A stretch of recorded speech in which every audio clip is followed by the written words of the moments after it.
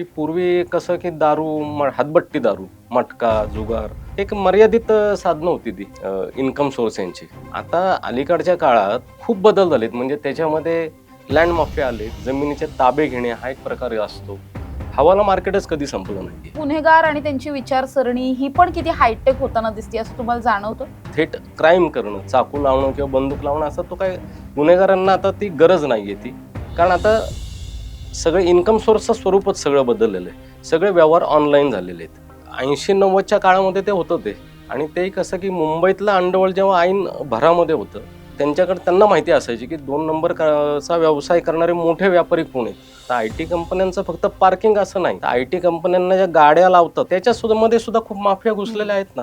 आणि पोलिसांना ते माहीत असतं. ऑर्गनाइज क्राईम ज्याला आपण म्हणतो की त्या टोळ्या मोठ्याच आहेत. म्हणजे हे फक्त पूर्वी मुंबईत मोठ्या होत्या की दाऊद इब्राहिम, अरुण गवळी, अमर नाईक, गुरु साटम असेल किंवा हे सगळे गँगस्टर मोठे होते. त्यांचे फॉलोईंग मोठं होतं. जमिनीचा ताबा घेतला तर काही हजार किंवा शेकडो रुपये नाही मिळत, तर ते काही कोट्यांमध्ये रक्कम असते. टोळीतले गुन्हेगार कधी श्रीमंत होत नसतात. टोळीचा प्रमुख आणि त्याच्या हाताखालचे 1-2 जण असतात ना, त्यांच्याकडेच जास्त पैसे असतात.